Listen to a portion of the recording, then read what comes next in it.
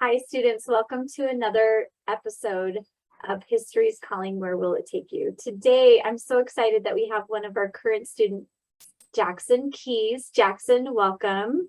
Hi. Thank you so much. I was just talking with Jackson about how we met when he first came, and it's just so exciting for me to see all of the really cool things that he's done as a result of his research and the questions that he's had coming into the history major. And so I'm really excited to talk to you, Jackson, today because I just want to catch up from the first time that we met. Yeah, for sure. So Jackson, maybe you can start by talking to us a little bit about who you are, maybe how you chose this major, and then some current and exciting things that you're doing in the major. Yeah. So like was said, I'm Jackson Keys. I'm currently starting my senior year at BYU. I'm a history major, and the decision to become a history major, it was really just kind of a whim when I was looking over all the different majors. I knew I wanted to do something with the humanities because it interested me. I didn't know where that would go. And I was thinking I like English. So I started looking to the English classes and realized maybe I don't want to take a bunch of rhetoric classes. So then I saw the history class and I thought, wow, these sound fascinating. Thoughts on the Reformation, on Greek history, like all these things, they just sounded so interesting. So not really knowing what I wanted to do with a history degree, I said, I think I enjoy a history degree. And kind of since then, I realized more fully what path I want to take. But it definitely was a process to get there. Can you tell us a little bit about like what were some things that you felt you needed to discover in order for you to feel good about choosing it, not just based on your interest in the fact that these things seem fascinating, but like I could actually do this in my future? Maybe tell us a little bit about that. Yeah, I think it really hit me. There was another one of these webinars that I watched where it was this professor who also does a podcast, and he explained just how much he loves history, how he knew that he wanted to be a professor, and because he knew that he wanted to be a professor from very early on, he was writing papers, trying to get published. He was very intentional about everything that he did. And at that point, I had been thinking that I might want to try to get a PhD, become a professor, but I never thought about it being something that I had to really prepare for other than just jumping through the hoops. I thought, oh, I'll get a bachelor's degree and then they'll take me to a master's program. I didn't realize that I needed to do all these other things. So it kind of helped me realize, oh, maybe I should start looking for TA positions and internships and write some papers, try to get some publications. And it took me some time and a lot of conversations to figure out what all those mean and why I'm supposed to do all those. But once I started talking to some other professors and getting their feedback, I kind of realized, oh, there's this path. You know, it's not a non-linear path, but there's all these things that I can do to help make myself the kind of person who can maybe do something more with history, who could try to get a PhD. That's awesome. And so do you feel like that's something that you've settled on, or are you still kind of weighing your options? Is a PhD something that you want to do? I'm super set on the PhD. Awesome. I know the job market for being a professor is really abysmal. When the first conversation I had with a few of my professors, I was like, hey, I want to do what you do. And they said, are you sure? I'd recommend you don't. And they just explained to me how difficult it is. And one of them told me, he says, if I had known how difficult it was, I would not have done it. But he gave me he's like, here it is. He gave me some articles to read. I read it and I thought, you know what? I'm okay with that. I enjoy it. I want to do it. So if I am thinking of backup plans, if I get the PhD, but nobody wants to hire me, thankfully, a lot of professors, even though they haven't gone those separate paths, they've been able to show me some separate paths like public history or working for state departments. And I've started to see a lot of different ways that I could use the skills from that PhD. And even though I will spend a lot of time getting that, I think it would make me a happier person. And I think that there are other paths for me. So yeah. That's awesome. One of the things that I talk to my students about a lot is embracing ambiguity, which is a really hard thing to do. Yeah. But it sounds to me like you're embracing the fact like, no, I know the risks associated. I gathered this information. I have these really great mentors. I'm preparing myself by doing all of these skills and incorporating all these skills and having these experiences. So I'm doing what's necessary. I'm happy about this. And I also understand the competitive nature of this degree, but I choose to do it anyway. And I just think that that's remarkable, Jackson. That's amazing. It's been fun. Yeah. So let's maybe take a step into, I have questions about what you're currently doing to kind of hone those skills, the ones that you were saying you learned. I don't want to just jump through the hoops anymore. I need to be really intentional about my plans as a history student. So what are some of the things that you've been doing in the last couple of semesters that you feel has really helped kind of curate that experience for you? Yeah, definitely. After having that realization, I need to go out and grasp, seize the moment. The really first big step was then talking to a lot of professors. I went to a hot dog social, I think it was, and I went up to a random professor. I was like, "Hey, I heard that you teach something that I like. Tell me about grad school." Um, and from there, I just started, and I knew at that point that I wanted to do Chinese history.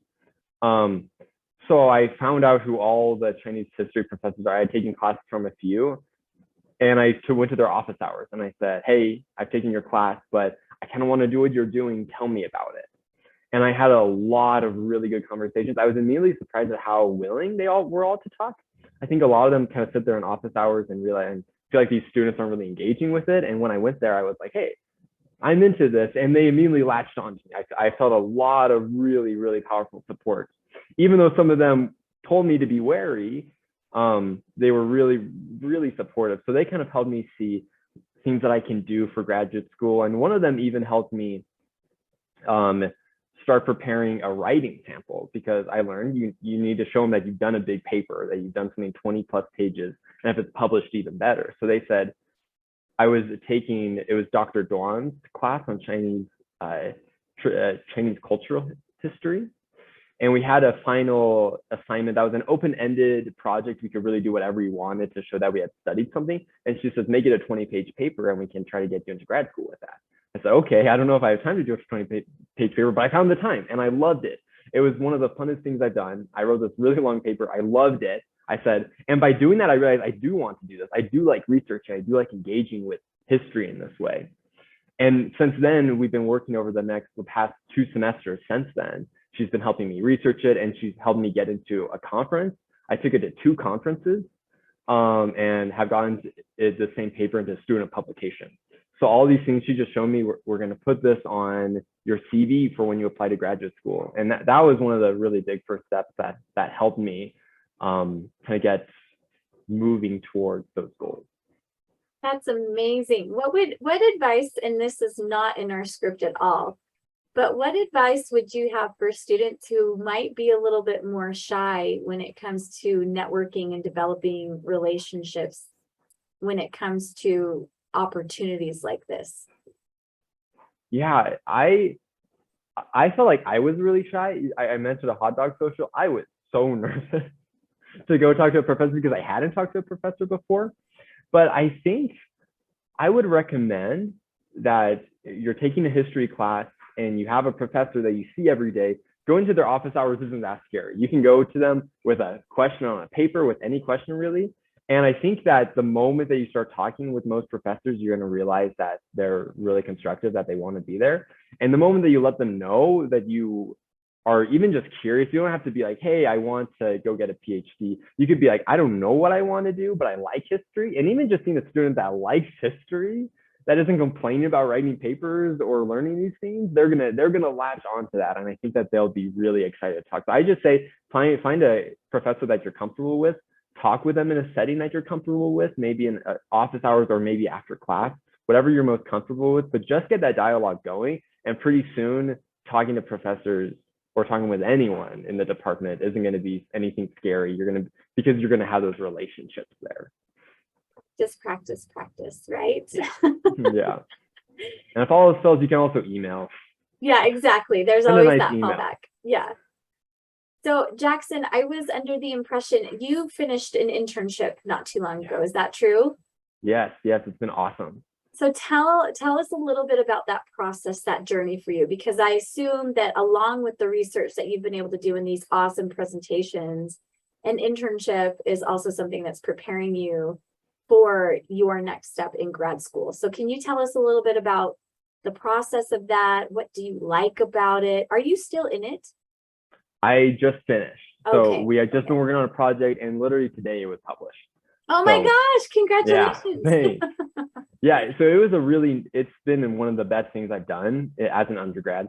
It all started with, it was actually a conversation with a professor. I was in a US history class, which I've known since I started being a history major, I don't want to do US history. I didn't know what, but I knew that I didn't want to do US history. I had to take one of those classes and I was really enjoying the professor that I had. It was Dr. Cannon. And I went to one of his office hours and I said, hey, you're a professor. I want to be a professor. Tell me.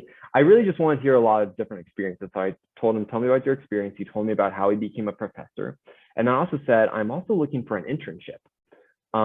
Do you know any people that need interns? I really didn't know what I was expecting to find. I just thought that I'd start asking. So I asked him, and he said he actually knew somebody in the Utah Division of State History that had been doing research on Chinese immigrants in Utah. And I thought, hey, that's this total, I want to do Chinese history. He does US history. Well, now they can meet. I thought I could take a cool look on it because I've done so much research on Chinese history. So I sent some emails. I found this Dr. Merritt is his name. He's an archaeologist, actually. So it's not totally history. It's really hybrid of the studies, but he does archaeology on these old Chinese mining towns. No, not mining. They're railroad towns. So he started telling me about just how there's all these holes in research on the Chinese in Utah. It's really honestly depressing how little research has been done. There's like one really professional academic article about Plum Alley, this old Chinatown in Salt Lake. And this article was like almost 15 years ago. I think more than 15 years ago. And no one's really touched it. So he says, there's a lot of kind of open field here. Do you want to go at it? And I said, let's do it. So this internship, it was a little bit more fluid than some internships that, they'll join like a whatever team will go to like offices. This was really, he was just giving me the kind of resources that I needed and a platform that I needed to do my own research. So he gave me passwords to enter all these online databases. I had access. He recommended me a bunch of books on Chinese immigration and the immigration acts that were passed. So once he said, here, look at all these things. And I started researching. I found some really amazing stories about Chinese immigrants. And I saw how I could turn it into a research paper. So he helped me. I wrote another 20-page paper, which is, I guess, now my favorite thing to do. We wrote another paper and he helped me. We'd meet weekly, discuss how everything was going. And then eventually what I was able to do over this past spring semester was condense that paper into a blog post that we've since posted on the State Division's blog. So it was really brutal taking this like 24-page paper, condensing into 1,000 words. But we put pictures, we made the story understandable for somebody who doesn't have a background in history, and we put that on the blog. So what was really helpful with this internship was not only did it give me another chance to write a paper that I can check that box on my CV, show off that I wrote another paper. More than that, it helped me see, one, I enjoy doing this. And now I know that I really want to do this. But I also got to see some extra paths beyond just doing a PhD. The Dr. Merritt, the person who I was working for, he got a PhD and was imagining that he'd teach in a university, but it was right at 2008. So the job market was even worse, 10 times worse than it was now. He couldn't get a job. So he's been working with Utah government doing archaeology there. And he told me that he loves it so much, he wished he had never even gotten the PhD and just done it right off the gate because he loved it. So he kind of showed me that, yeah, you can do all this research, but there's also ways that you can share this history with the public. And that's what this blog post was. I realized that I really enjoy public history. I love these papers, but I also love telling these stories to people who maybe who haven't had experience with the vocabulary of academia, which is really high up. It's sometimes it feels like the bars are really high for that. So doing public history is something that I enjoy. So he kind of showed me that there are more paths. And as I go forward, I feel like because of this internship, I know that I like what I'm doing, and I know that there's more options and more paths that I can take if my big goal of becoming a professor doesn't pan out the way that I imagine it will. I love that. I love that experience because you essentially answered this next question, which is how do you feel that your internship has prepared you for your future, whether or not that's working or continuing your education. And I just love that even just by working with this individual who had a very different experience, right? Like, even though he went and he did his PhD, just knowing about these fields too, like that exposure is giving you clarity on, I could really use whatever it is that I end up doing wherever I'm getting the skills and the competencies that I need to kind of go wherever I end up planting myself, right?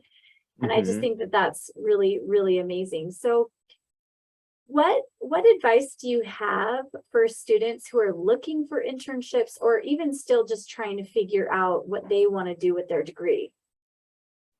Yeah, I'd say if you find an opportunity, go for it. When I first heard about this, I didn't know if doing something on, again, immigration history is something that I had zero interest in. I was like, well, it's cool that they're Chinese because I do that, but I didn't know if it would be particularly helpful, and it ended up helping me see the kind of historian that I want to be. It helped me see a bunch of new paths. It gave me a bunch of experience. So whatever, talk to the professors that you have, see what opportunities there are, read the newsletter. There's the history newsletter. There's always a bunch of internships. Look at them and don't let an opportunity slide. You never know who you're going to meet and what you're going to do, and realize that maybe this is a thing for you, or maybe it's not the thing for you. When I first started, I thought that I hate history research. When I started, I just wanted to learn all of history. I wanted to read the books, but I didn't want to research. Once I did it, I loved it. I realized, oh, this is for me. This is really for me, even though I really resisted it at first. Maybe that's the way you feel. Maybe what you need is to do an internship like that, where you have the ability to do research on your own terms. Maybe you realize that you love it. Maybe you realize that you don't. Whatever it is, it's going to be really helpful for your future. So don't be afraid to find an internship, even if it doesn't seem like the perfect internship or exactly what you were thinking. Just take it, and you'll have a lot more semesters once you finish it to do something else if you want to. Just go for it. I love that. Well, Jackson, thank you so much for your time today. I'm so excited about your future and your publications. Are you looking forward? I know you have your capstone experience next. Are you hoping to do some things there with additional research too? That one, there's a professor I've been working with who he does a lot. He does almost exactly the same Chinese research that I want to do. He's doing a capstone. So he'll be working on a new paper there. And I hope that, just like these other papers that I've been doing, it's something that I can get my name out, show that I've been doing some good research, and will just contribute to getting into grad school and getting that experience. That's fantastic. I'm so excited for you. Thank you so much for being here with us today. We really appreciate your time. Thank you so much.